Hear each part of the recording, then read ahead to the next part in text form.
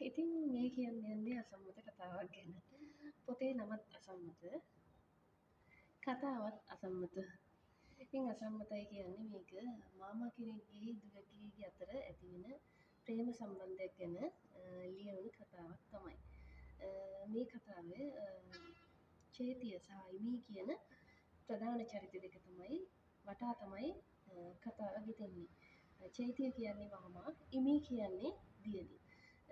එතකොට මේ ඉමී කියන දියණිය විවාහ වෙලා එයාගේ විවාහය දෙදරා ගිහිල්ලා මහා ගෙදර පදිංචියට ඇවිල්ලා තමන්ගේ ජීවිතය ආයෙත් මුලින් ඉඳලා පටන් ගන්න තනියම වෙරදරන ගෑණියක්. එතකොට චේතිය කියන මාමා පවුලේ බාලම පිරිමි සහෝදරයා. ඌ විවාහ වෙන්නේ නැහැ.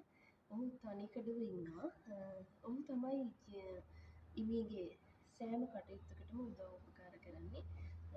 මානුෂීය ඉමි දිහා බලන්නේ පවුලේ කිසිම කෙනෙක් ඉමි දිහා මානුෂීයව බලන්නේ නැහැ. ඇත්තටම කියනවා නම් ඉමීගේ සහෝදරයෝ, ඉමීගේ අම්මා තාත්තයි, ඉමීගේ සහෝදරිය, එතකොට ඉමීගේ නැන්දලා හැම කෙනෙක්ම ඉමීට වෙනස්කම් කරනකොට මාමා තමයි ඉමීගේ පැත්තට ඉන්නේ. ඉමීගේ දුක සතුට හඳුනගෙන ඉමීව පොතක් කියනවා වගේ කියවලා ඉමීව තේරුම් ගන්නේ චේතිය කියන මාමගේ චරිතය. ඉතින් ටික කාලයක් යනකොට ඉමීට චේතිය ගැන ආදරයක් ඇති වෙනවා.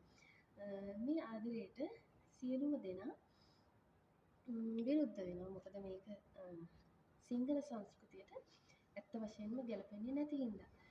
නමුත් දෙමළ සංස්කෘතියේදී මාමා සහ දුව කියන දෙන්නගේ විවාහය සම්මතයි. නමුත් මේ කතාවේ අවසානයේ ඉමීටත් චේතියටත් කියලා තේරුමක්ම නැති නිසා ඕන කුදයක් ගහගන්න කියන තීරණයට අත්තම්මා එනවා. එතනදී ඇත්ත වශයෙන්ම නිරූපණය කරන්නේ නෑ මේ අසම්මත ප්‍රේමයට අවසර දුන්නා කියන එක හෝ නොදුන්නා කියන එක. නමුත් එතනදී මම දෝෂාරෝපණයට ලක් වෙන්නේ ඕන කුදයක් ගහගන්න කියන ඒ අවසානයේදී කැමැත්ත දුන්නා වගේ පුංචි සමානකමක් තියෙනවා කියලා. ඉතින් කොහොම වුණත් කතාවේ අවසානයේ කොහොමද වෙන්නේ, කතාව කොහොමද ගලාගෙන යන්නේ කියලා මේ පොත කියවපු කෙනෙක්ට මේ ගැන අදහසක් දක්වන්න පුළුවන්. මට පල්ලෙහෙන් කමෙන්ට් එකක් දාගෙන යන්න.